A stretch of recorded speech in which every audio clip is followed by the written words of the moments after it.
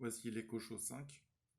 Donc là, je voulais vous dire que pour moins de 100 euros, vous pouvez avoir une maison connectée. Déjà, quelques petites bricoles qui permettent de simplifier un peu la vie au quotidien, juste par la voix, et sans se lever tout le temps pour aller appuyer sur un interrupteur, parce que c'est super chiant au bout d'un moment. Et surtout lorsqu'on a les mains prises. Et vraiment, l'assistant vocal fait le travail super bien. Et vous avez surtout pas besoin d'un hub parce que beaucoup de publicités ou beaucoup de gens disent que vous avez besoin d'un hub pour utiliser tel ou tel appareil connecté. Or, ce n'est pas vrai. J'ai fait l'expérience à mes risques et périls, c'est-à-dire que je ne savais pas trop si l'Echo 5 allait permettre d'utiliser des ampoules connectées comme celle-ci, un interrupteur connecté comme celui-ci. J'ai pris les prix les moins chers pour voir si avec... Enfin, il y a encore moins cher, mais je voulais pas des choses trop bas de gamme non plus. Donc j'ai pris cette ampoule qui s'appelle la Leafx Mini White. Je sais pas si on voit bien. Mini White. Et l'interrupteur Tapo, qui est le modèle... Alors attendez, où c'est que c'est écrit P100. Ouais, c'est écrit là, en bas. Ici, Tapo P100. Donc ça vaut 15 euros. C'est connecté en Wi-Fi. C'est une prise qui est hyper simple à prendre en main. Vous avez juste besoin de télécharger, enfin de créer un compte sur l'entreprise Tapo.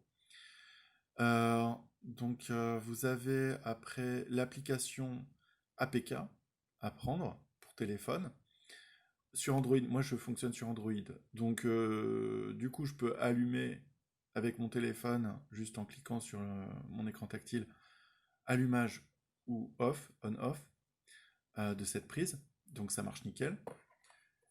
Ensuite, vous pouvez l'associer sur Amazon, sur l'application pour téléphone Amazon euh, Alexa, euh, voilà, pour utiliser l'interrupteur.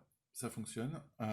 Vous utilisez... Ah oui, j'ai oublié de préciser, pour utiliser le matériel sur Alexa, vous devrez activer les skills.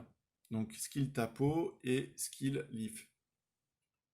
Et ici, vous créez un compte sur la société Leaf et vous devez télécharger l'application pour téléphone pour on-off aussi votre ampoule et régler la luminosité. Alors l'intérêt, c'est que avec Alexa, vous pouvez tout faire vocalement ensuite, une fois que vous avez associé votre matériel avec Alexa. Et avec cette ampoule connectée, donc c'est que du blanc celle-ci, vous pouvez l'allumer et l'éteindre, ou l'éteindre et l'allumer. Et sinon, vous pouvez aussi dire à Alexa que vous voulez une luminosité moindre. Donc c'est-à-dire, si je dis Alexa, allume la chambre à 10%, elle va faire une lumière tamisée. C'est très agréable. Ou Alexa, allume la chambre à 50%, eh bien elle la mettra à 50. Et du coup, c'est vachement intéressant. Et c'est très pratique et c'est très cool. Et pour moins de 100 euros, donc 50 euros ça vaut 25 euros. Et ça vaut que 15 euros. Donc franchement, ça va. Pour moins de 100 euros, vous avez déjà un petit pack pour jouer à la maison avec votre Alexa vocalement. Voilà. Donc, j'espère que ça vous aura aidé sur les informations concernant les hubs. Parce que les hubs, en fait, grosso modo, c'est probablement super utile pour d'autres matos.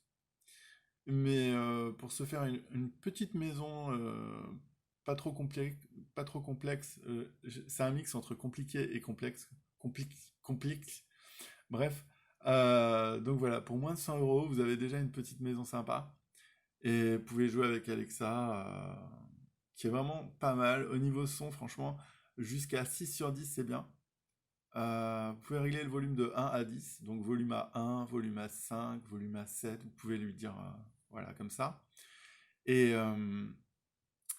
donc le son est très très bon, de 6 jusqu'à 6. Et passé les 6, en fait, les basses disparaissent et c'est les aigus qui prennent le relais, et du coup ça devient désagréable. Donc vaut mieux rester à 5, c'est vraiment le optimal au niveau sonore. et la qualité est super. L'écran HD est super. Et pour naviguer dans les paramètres de l'Echo Show 5, il faut bien aller à l'extrémité de l'écran, pas au milieu. Hein. Faut pas essayer de faire ça. Il faut aller carrément à l'extrémité. Mettez votre doigt vraiment à l'extrémité pour ouvrir le menu de haut vers le bas. Et à droite, il faut vraiment aller complètement à droite et ensuite faire un balayage vers la gauche. Parce que si vous êtes ici et vous voulez aller là, enfin, vous voulez ouvrir les paramètres en faisant ça, non, ça ne marchera pas. Il faut vraiment aller à l'extrémité. Hein. Faut faire attention à ça. Sinon, j'ai pas eu d'autres soucis. À part l'écran où je galérais parce que bah, j'avais l'habitude des écrans de téléphone où on peut juste faire ça, mais non.